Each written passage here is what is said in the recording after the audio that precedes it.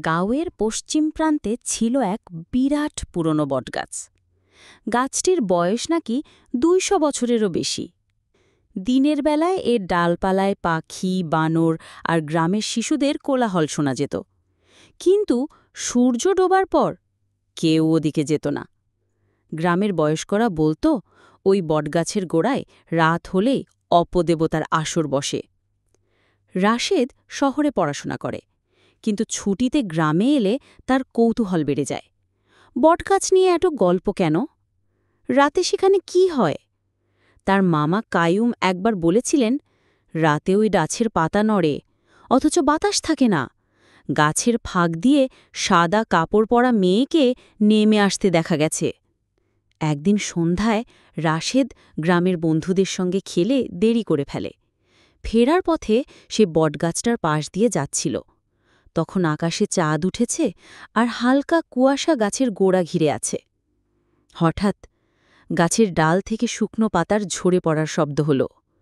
রাশেদ ওপরে তাকাল। একটা উজ্জ্বল সাদা কাপড় বাতাসে উড়ছে। প্রথমে ভেবেছিল হয়তো কারোর কাপড় আটকে গেছে, কিন্তু কাপড়ের নিচে যে মুখটা দেখা গেল তা মানুষের নয়। চোখ দুটো লাল আর ঠোঁটের কোণে অদ্ভুত হাসি। রাশেদের গা শিউরে উঠল। সে দ্রুত হাঁটতে লাগল, কিন্তু পেছনে হালকা পায়ের শব্দ, টুপ টুপ, যেন কেউ তার পিছনেই হাঁটছে। সে ঘুরে তাকালো, কেউ নেই। আবার সামনে তাকাতেই বুক ধড়ফড় বন্ধ হয়ে গেল।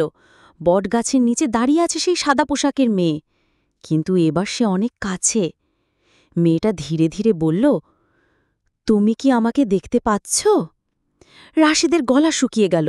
কিছু বলার আগেই মেয়েটা ভেসে উঠল মাটি থেকে, আরেকটু কাছে এলো।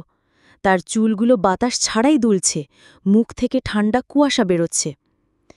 এত রাতে বটগাছের পথে কেন এসেছ? রাশেদ পেছাতে চেষ্টা করল, কিন্তু পা নড়ল না, যেন মাটির সঙ্গে লেগে গেছে। মেয়েটা হেসে বলল, আজ ঠিক ২০ বছর হল আমি এখানে অপেক্ষা করছি। কেউ আসেনি, তুমি এসেছ। হঠাৎ সে হাত বাড়িয়ে রাশেদের হাত ধরল। হাতটা বরফের মতো ঠান্ডা। চোখের সামনে সব অন্ধকার হয়ে এলো। যখন রাশেদ আবার চোখ খুলল, দেখল সে বটগাছের গোড়ায় বসে আছে। চারপাশে কেউ নেই, কিন্তু গাছের গুঁড়িতে যেন কারোর নখের আঁচড়ের দাগ, তাজা। দূরে মসজিদের আজান শোনা গেল। সে কেঁপে কেঁপে বাড়ি ফিরল। বাড়ি ফিরে সে মাকে সব বলল। মা শুনে ফ্যাকাশে হয়ে গেলেন। বললেন, বাবা, তুমি জানো না, ওই বটগাছের নিচে ২০ বছর আগে একটা মেয়ের লাশ পাওয়া গিয়েছিল। বিয়ের আগের দিনই সে হারিয়ে গিয়েছিল, আর সকালে লোকজন ওখানে ওর মৃতদেহ পায়। সেই থেকে গাছের নিচে রাত হলে ওর আত্মা ঘোরে। এরপর থেকে রাশেদ ওই পথে আর কখনো যায়নি, কিন্তু মাঝে মাঝে গভীর রাতে তার জানালায় সাদা কাপড়ের ছায়া দুলতে দেখা যায়, আর দূরে বটগাছের পাতার খসখসানি শোনা যায়, বাতাস ছাড়াই।